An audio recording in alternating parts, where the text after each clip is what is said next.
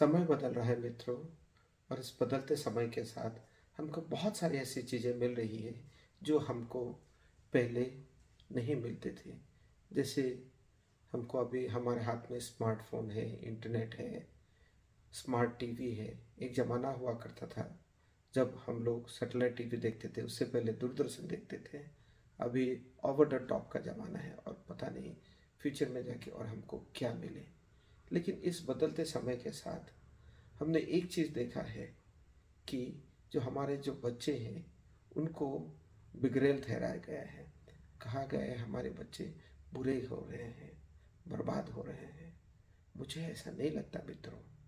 मैं जब अपने बच्चों को देखता हूँ, उनको पहले जैसे देखता हूँ, उनमें मुझे अच्छाई नज़र आती है। हाँ, शायद हमारा नज़रिया पुराना हो गया है, क्योंकि एक ज़माना हुआ करता था जब घर में मम्मी पापा के साथ हमारे ग्रैंड पेरेंट्स हुआ करते थे और ये जो बच्चे हैं उनके साथ घुल मिलते थे, संस्कार सीखते थे, उनसे बातें करते थे। अभी एक किसी भी घर में आप देख लीजिए, आपको क्या मिलेगा? बहुत पेरेंट्स वर्किंग रहते हैं, या तो काम में जाते हैं या अपने जीवन में ही बहुत ज़्यादा व्यस्त है, क्योंकि ये जो इनकम है बहुत ज़्यादा बढ़ गया है लोगों का। और इससे लोग अपने लाइफ के प्रति बहुत ही कॉन्शियस हो गए हैं। तो बच्चों को इतना टाइम नहीं दे पाते हैं और बच्चों को इन नई चीज़ों के साथ छोड़ दिया जाता है। अरे, हमारा एक ज़माना हुआ करता था जब कभी एक मूवी निकल जाया करती थी, एक मैगजीन आया करता था, उसी से हमारा दिमाग चकरा जाता था। अभी सोचिए मित्रों, इन बच्चों के हाथ में क्या नहीं है। इनके हाथ में ऐसे ऐसे स्मार्ट डिवाइसेस हमने दे दिए हैं और उसमें कुछ इस प्रकार की इंफॉर्मेशन है उनके सामने जिससे उनका भटकना लाजमी है। ये भटके हुए हैं, ये बुरे नहीं हैं। इनका जो मेंटल हेल्थ है, हमको इसको समझना होगा। हमको समझना होगा कि ये जो जनरेशन है ये बुरा नहीं है, ये थोड़ा फास्ट फॉरवर्ड जनरेशन है। इनको हम ज़बरदस्ती करके, गुस्सा करके, डिसिप्लिन करके सुधार नहीं सकते। हमको समझना पड़ेगा कि क्यों ये लोग इस प्रकार की चीज़ें कर रहे हैं। तो इसके लिए मित्रों, बहुत दिन से मैं सोच रहा था कुछ ऐसा चीज़ प्रोग्राम लाया जाए हमारे विद्यालय में जिससे कि हमको पता चले जो बच्चे हैं क्यों भटक रहे हैं, उनकी एक्चुअल प्रॉब्लम्स क्या हैं। कोई बच्चा पढ़ नहीं पाता है, कोई लिख नहीं पाता है, कोई अच्छी तरह से बात नहीं कर पाता है, कोई कुछ जगह बात करता है तो कुछ जगह नहीं करता है। कुछ बच्चों को दूसरों चीज़ों के प्रति रुझान ज़्यादा है। कुछ तो वजह होगी। तो इसके ऊपर में बहुत सारा रिसर्च हो रहा था मित्रों, और इन रिसर्च के द्वारा हमारे हाथ में कुछ ऐसे सॉल्यूशंस हैं जो टाइम टेस्टेड है, बहुत जगह इस्तेमाल किया गया है। तो क्यों ना हम उन चीज़ों को अपने विद्यालय में लाएं, यूज़ करें और बच्चे को उसका एडवांटेज दें। तो इस वीडियो मैसेज में मैं आपको बताऊंगा एक ऐसे प्रोग्राम के बारे में जो हम अपने विद्यालय में नेक्स्ट ईयर से शुरू करने जा रहे हैं, और इसका नाम है केम प्रोजेक्ट। लेकिन उसको बताने से पहले मैं कुछ और जानकारी आपको देना चाहूँगा। ये जो केम प्रोजेक्ट है, इसकी आवश्यकता के बारे में आपको समझने के लिए इन स्लाइड्स को देखना पड़ेगा। ये जो विकसित देश होते हैं, इनमें विद्यालय और पेरेंट्स मिलजुल के बच्चों की भलाई के प्रति काम करते हैं। उदाहरण स्वरूप आप इस स्लाइड में देख पाएंगे कि यूनाइटेड स्टेट्स फ्लोरिडा में एक बच्ची हुआ करती थी 3rd ग्रेड में, जो अच्छा परफॉर्म नहीं कर रही थी। क्लासरूम एक्टिविटीज़ में वो पार्टिसिपेट नहीं करती थी। अगर उसको कुछ पूछा जाए उसका वो जवाब नहीं देती थी, ना कुछ बोलती थी। समझ रही है, नहीं समझ रही है, किसी को कुछ पता नहीं। तो इससे क्या आप समझते हैं? बच्चे का रिजल्ट बुरा होना लाजमी है। लेकिन ये जो चुपचाप रहने वाली बच्ची क्लास में बाकी चीज़ों में बहुत माहिर थी, दोस्तों के साथ मिलना, मित्रों के साथ मिलना और बाकी चीज़ें करना, apart from the school activities, सब में बहुत बढ़िया थी। तो क्या ये नॉर्मल है? चलिए देखते हैं नेक्स्ट स्लाइड पे।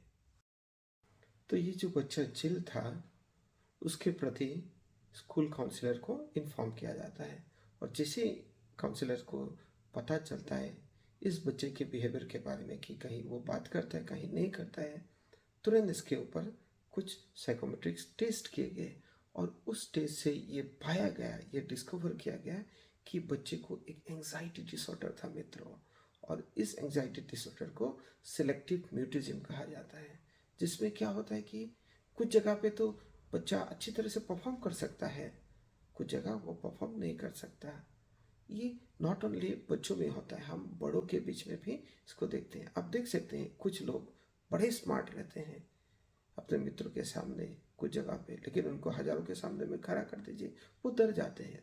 तो वो कारण है एंजाइटी, फियर, एक प्रकार का फियर होता है। लेकिन क्या ये होना लाजमी है? शायद नहीं। इसका कुछ सॉल्यूशन है, चलिए नेक्स्ट स्लाइड्स में देखते हैं। तो मित्रों, जैसे पता चलता है कि बच्चे को एंजाइटी डिसऑर्डर से बच्चा घबरा जाता है, उसको सिलेक्टिव म्यूटिज्म है। स्कूल काउंसलर, टीचर और पेरेंट्स मिलजुल के साल भर का एक प्लानिंग बनाते हैं, और बच्चे के ऊपर बिहेवियरल थेरेपी का इस्तेमाल किया जाता है, जिसके अंतर्गत 3 चीज़ें की जाती हैं। पहला, बच्चे का जो स्टिमुलस है उसको फेड किया जाता है। दूसरा, बच्चे को डिसेंसिटाइज किया जाता है। और तीसरा, उसको पॉजिटिव एंड कुछ नेगेटिव रेनफोर्समेंट दिया जाता है। यूजुअली ये जो थर्ड वाला चीज़ है यही घर में किया जाता है, और ये बहुत गलत तरीके से किया जाता है। जैसे हम बोलते हैं ना कि बेटा ये कर दो, हम आपको साइकिल दे देंगे, हम आपको फ़ोन दे देंगे, टीवी दे देंगे। ये एक प्रकार का ब्रेवरी है, घूसखोरी है, जो नहीं होना चाहिए। नेगेटिव रिइंफोर्समेंट में बहुत जगह हम ये देखते हैं कि बच्चों को डराया जाता है, धमकाया जाता है, और कभी कभी तो उनको एक दो लगा भी दिया जाता है, और हर वक्त बच्चे को ना कहा जाता है। तो ये हम करते हैं घर में, ये गलत है। तो इस प्रोग्राम के अंदर जो चीज़ें की जाती हैं, डिसेंसिटाइजेशन किया जाता है, म्यूटिज्म को हटाने के लिए पॉजिटिव एंड नेगेटिव रेनफोर्समेंट किया जाता है, स्टिमुलस फीडिंग किया जाता है, वो टाइम टेस्टेड तरीके से किया जाता है, सही तरीके से किया जाता है। और जैसे इस बच्चा जिल के ऊपर इस सबको अप्लाई किया गया, तो देखा गया साल भर के बाद ये बच्चा सुधर जाता है, और अपने दोस्तों के साथ, मित्रों के साथ घुलने मिलने लगता है, क्लासरूम में प्रश्न के उत्तर भी देना चालू कर देता है। मित्रों, ये तो एक जिल का उदाहरण है। ऐसे क्लासरूम में बहुत सारे बच्चे होते हैं। चलिए कुछ और उदाहरण देखते हैं। एक क्लासरूम में एक बच्ची थी जिसका नाम था निक्की। वो हमेशा दुखी रहती थी क्योंकि वो मैथ्स में अच्छी नहीं थी। पेरेंट्स ने भी बहुत प्रयास किया, ट्यूटर लगा डाला, बच्चा इम्प्रूव नहीं कर रहा है, बच्चा खुद मेहनत कर रहा है, इम्प्रूव नहीं कर रहा है। स्कूल में टीचर ने भी बहुत मेहनत किया, इम्प्रूव नहीं हो रहा है। क्यों नहीं हुआ? क्योंकि बच्चे को एक लर्निंग डिसेबिलिटी था, और इसको कहा जाता है मित्रों डिसकैलकुलिया। डिसकैलकुलिया वाले बच्चे मैथ्स में यूजुअली अच्छा नहीं कर पाते। मगर इसका मतलब क्या? Is this the end of the road? नहीं। तो ये हम गेम प्रोजेक्ट के अंतर्गत पता कर सकते हैं, उसके अगर कुछ सोल्यूशन है वो भी हमको पता चल जाएंगे। अगर कुछ सोल्यूशन नहीं है तो इसके क्या ऑल्टरनेटिव हो सकते हैं कि बच्चे को फ़ायदा मिले, ये भी हम देख सकते हैं मित्रों। और एक उदाहरण देखते हैं मित्रों। एक क्लासरूम था जिसमें एक बच्चा हुआ करता था जो बहुत ही स्मार्ट था, उसका हाई लेवल ऑफ आईक्यू हुआ करता था, उसका क्रिटिकल थिंकिंग बहुत अच्छा था। उसके बाद भी बच्चा एकेडमिक्स में अच्छा परफॉर्म नहीं कर पा रहा था। तो आपको अजीब लगेगा, हाई आईक्यू है, हाई क्रिटिकल थिंकिंग है, बहुत बढ़िया है, बच्चा स्मार्ट है, उसके बाद भी बच्चा पढ़ाई में अच्छा नहीं कर पाता है। क्यों? क्योंकि जो इसका अटेंशन है बहुत कम समय तक ही रहता है एक चीज़ में, वो एक जगह बैठ नहीं सकता, एक जगह उसका दिमाग नहीं रहता। तो ये भी एक प्रकार का मित्रों लर्निंग डिसेबिलिटी है, जिसको एडीएचडी कहा जाता है, जिसके वजह से भी बहुत सारे बच्चे अच्छा परफॉर्म नहीं कर पाते हैं। इनको मदद की ज़रूरत है, डिसिप्लिनिंग की ज़रूरत नहीं। क्या होगा इन बच्चों को मार पीट के? और एक उदाहरण देखते हैं, चलिए मित्रों। एक बच्चा था ध्रुवा, पढ़ाई में बहुत अच्छा था, मैथ्स अच्छा था, साइंस अच्छा था, सब कुछ अच्छा था। लेकिन बावजूद उसके इस बच्चे को एक दिक्कत थी। ये बच्चा दोस्तों के साथ घुल मिल नहीं सकता था। इसका जो सोशल मिक्सिंग कैपेबिलिटी है, इसका जो इमोशन को हैंडल करने का कैपेबिलिटी है, वो बहुत कम था। ईक्यू कम था। और ये बच्चे जिनका इमोशनल क्वोशंट या इमोशनल इंटेलिजेंस कम होता है ना, ये फ्यूचर में प्रोफेशनल में लाइफ में जाके, पर्सनल लाइफ में जाके इनको बहुत दिक्कतें होती। क्या पेरेंट्स को पता था कि बच्चा पढ़ाई में अच्छा कर रहा है का मतलब इसको कोई प्रॉब्लम नहीं हो सकता है? बहुत सारे मैंने ऐसे बच्चे देखे हमारे स्कूल से अच्छे अंकों से पास किए, लेकिन फ्यूचर में जाके वो साइडवेज चले गए, चीज़ों को संभाल नहीं पाए। तो इसको भी समझना बहुत ज़रूरी है कि क्या मेरे बच्चे का आईक्यू तो ठीक है, ईक्यू कैसा है, यानी कि इंटेलिजेंट क्वेश्चन ठीक है, इंटेलिजेंट है, लेकिन इमोशनल इंटेलिजेंस कैसा है, बच्चे का जो सोशल मिक्सिंग कैपेबिलिटी है, इंडेक्स है, उसमें वो कितना स्कोर कर रहा है। और ये हमको कई प्रोजेक्ट से पता चलेगा मित्रों। तो मित्रों, और एक उदाहरण देखते हैं। एक बच्चा हुआ करता था जिसका नाम था तुषार। वो पढ़ाई में बहुत अच्छा था, बहुत अच्छे अंकों से वो पास करता है अपना बोर्ड एग्जाम। क्या सोचते हैं लोग, क्या बोलेंगे, बेटा साइंस ले, साइंस। सब चाहते थे कि बच्चा साइंस ले, लेकिन बच्चे को तो ज्योग्राफी पढ़ना था। तो क्या करना चाहिए इस बच्चे को? और एक उदाहरण लेते हैं। बच्चा एक था, नाम था विकास, फिजिक्स में बहुत अच्छा था, लेकिन उसको ओवरऑल जो बोर्ड एग्जाम है उसमें बहुत कम मार्क आए। तो क्या ये बच्चा साइंस पढ़ सकेगा? तो मित्रों, इस प्रकार के जो इश्यूज होते हैं, इसका सॉल्यूशन कौन बताएगा? कोई तो होगा जो बच्चे का जो इंक्लाइनेशन है, रुझान है, और उसका जो स्ट्रेंथ है, उस हिसाब से बच्चे को और पेरेंट्स को गाइड कर सके, ताकि बच्चा फ्यूचर में जाके नॉट ओनली पैसा अर्न करे, साथ ही साथ बच्चा सेटिस्फाइड भी हो। तो मित्रों, हमने अभी कुछ उदाहरण देखे। मैं अभी आपको एक शौक देता हूँ। ये जो अलग अलग प्रकार के लर्नर हैं, जैसे गिफ्टेड लर्नर हो गया, लर्नर्स विद लर्निंग डिसेबिलिटी हो गया, कुछ डिसेबिलिटीज है, लर्नर्स विद एंजाइटी डिसऑर्डर हो गया, कुछ स्पेशल लर्नर्स हो गया, और कुछ ट्वाइस एक्सेप्शनल लर्नर्स हो गया। तो ये जो अलग अलग प्रकार के लर्नर्स हैं, इसमें से सबसे नेग्लेक्टेड कौन सा ग्रुप है? आपको सुन के शौक लगेगा पेरेंट्स, कि सभी प्रकार के ओनली जो स्पेशल लर्नर्स है, जो दिव्यांग है, जो विजिबली पता चलता है कि नहीं इस बच्चे को कुछ प्रॉब्लम है, ये हैंडीकैप है, इसको छोड़ के बाकी सभी प्रकार के लर्नर्स नेग्लेक्टेड है। पेरेंट्स मानना नहीं चाहते हैं कि हमारे बच्चे को भी कुछ दिक्कतें हो सकती है, और इसी वजह से हम अपने बच्चों को बोलते हैं कि हमारा बच्चा बिगड़ रहा है। एक्चुअली बच्चा बिगड़ नहीं रहा है। जैसे मैंने शुरुआत में बताया था, समय बदल रहा है, और हम बदलते समय के साथ कोप अप नहीं कर पा रहे हैं, बच्चे को नहीं समझ रहे हैं। ये सभी बच्चे एक्चुअली नेग्लेक्टेड हैं। स्पेशल लर्नर्स को आपने देखा होगा, स्पेशल लर्नर्स के पेरेंट्स उनको हमेशा साथ रखते हैं, अंगुली पकड़ के चलते हैं। लेकिन गिफ्टेड लर्नर को अगर ADHD है, अगर गिफ्टेड लर्नर EQ में कम है, अगर किसी को एंजाइटी डिसऑर्डर है, या कोई ट्वाइस एक्सेप्शनल है, पढ़ाई में बहुत अच्छा है लेकिन शैतानी में भी बहुत अच्छा है, तो क्या करें? तो ये तो बहुत बड़ा प्रॉब्लम है। लेकिन इसके बारे में जब भी हम बताने का प्रयास करते हैं ना पेरेंट्स, कुछ पेरेंट्स मानना ही नहीं चाहते। वो बोलते नहीं, हमारा बच्चा सही है। मैंने कब कहा बच्चा गलत है? हमको समझना होगा कि समय बदल रहा है, और बदलते समय के साथ बच्चे का जो मानसिक विकास है, मेंटल हेल्थ है, उसके ऊपर भी अलग अलग प्रकार के स्ट्रेस पड़ रहे हैं। हमको सबको आइडेंटिफाई करना होगा, समझना होगा, और उसके बाद सही थेरेपी का इस्तेमाल करना होगा। उसके बाद भी अगर हम देखते हैं कि बच्चा नहीं हो रहा है, नहीं कर पा रहा है, तो भी हमको बच्चे का सपोर्ट करना होगा। उसको एक ऐसे फील्ड में देना होगा जिसमें वो बच्चा ना कि अच्छा करे, फाड़ दे। ये जो आप स्क्रीन में देख रहे हैं, एक है एल्बर्ट आइंस्टाइन, जिन्होंने एटम बम बना डाला। थॉमस अल्वा एडिशन, इनके बारे में तो कोई इंट्रोडक्शन चाहिए नहीं, शायद इन्होंने जितना आविष्कार दुनिया में किया किसी ने नहीं किया। और वॉल्ट डिज्नी के क्रिएटिविटी के बारे में तो क्या कहने।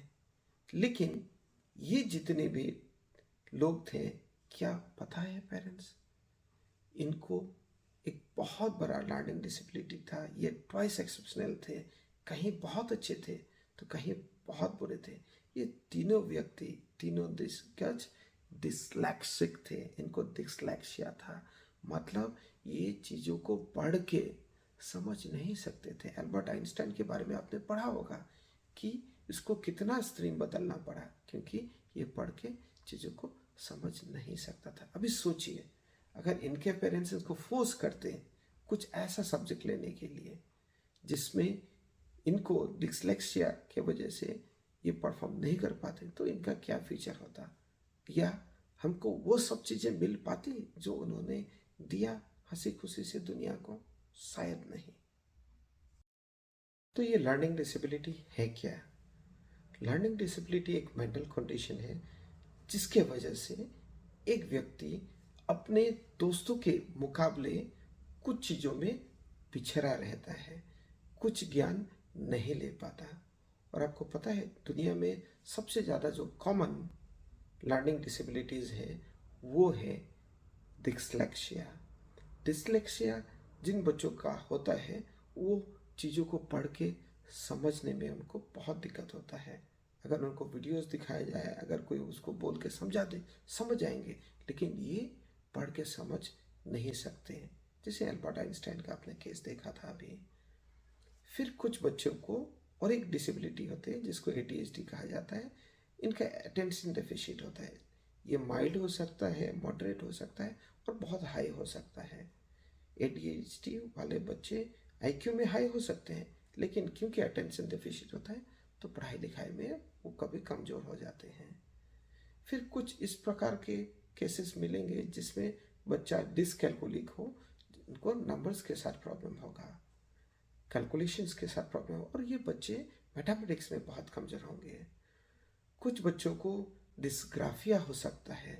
ये डिस्ग्राफिया वाले बच्चे लिखने में बहुत कमज़ोर होंगे।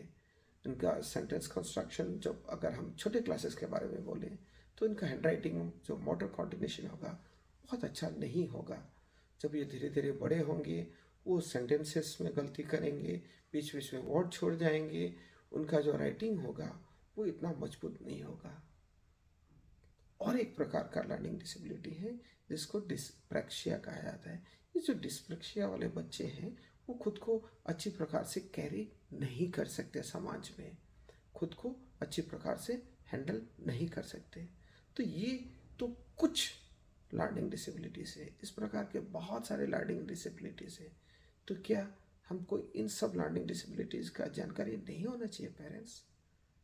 तो इन्हीं सब चीज़ों के वजह से मैंने सोचा कि क्यों ना हमारे स्कूल में केम प्रोजेक्ट लाया जाए, जिसके अंतर्गत बच्चों का जो भी लर्निंग डिसेबिलिटी है या एंजाइटी डिसऑर्डर है, कुछ भी है, वो हमको पता चले ताकि टाइमली हम उसका प्रिकॉशन और रेमेडिएशन कर सकें।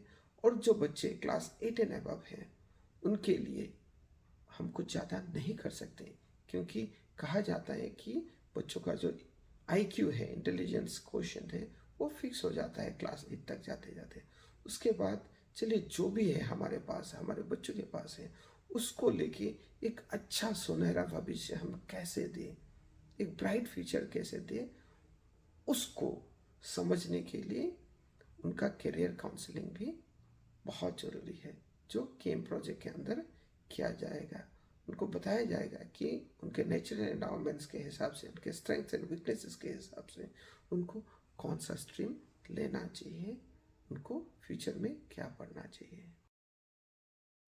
तो मित्रों, बहुत सारे प्रॉब्लम्स के बारे में हमने भी बात की, अभी कुछ अच्छी बातें की जाए। तो हमारे स्कूल के कुछ ऐसे बच्चे जो हमसे पास आउट होके गए हैं, उनके बारे में मैं कुछ अच्छी चीज़ें आपको बताता हूँ। तो एक बच्ची थी, पढ़ाई में बहुत अच्छी थी, थ्रू आउट क्लास टॉपर हुआ करती थी, यहाँ से पढ़ के निकली। Hats off to her parents. Parents ने फोर्स नहीं किया बच्चे को, इतने टॉप करने के बाद भी। यहाँ से पढ़ के निकलने के बाद वो बच्चे ने रॉयल ग्लोबल इंस्टीट्यूट से इंटीरियर डिज़ाइनिंग की कोर्स की। मैंने उसका पोर्टफोलियो देखा है, एक से बढ़कर एक चीज़ें की हैं।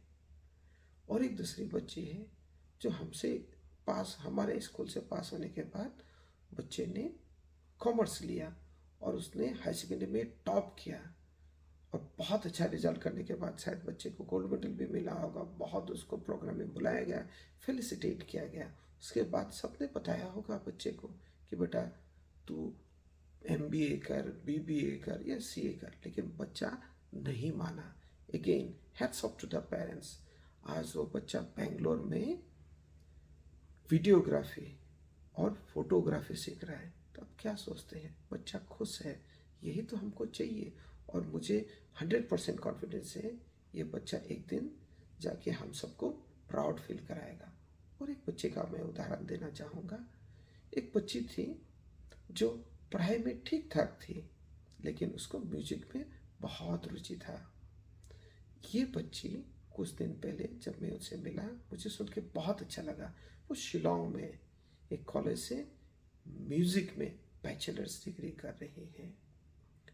जब मीटिंग में मैं केम प्रोजेक्ट के बारे में बोल रहा था, पेरेंट्स ने और एक उदाहरण दिया कि उनके जितने मित्र थे, उनके मित्रों में से एक मित्र थे जो फिजिक्स में बहुत अच्छे थे, लेकिन फिजिक्स में वो ग्रेजुएशन करने के बाद उन्होंने फर्दर स्टडी नहीं की। वो म्यूजिक के फील्ड में चले गए। ज्योति चित्रबन से उन्होंने म्यूजिक सीखा और आज एक बहुत ही फेमस पर्सनैलिटी है म्यूजिक की दुनिया में।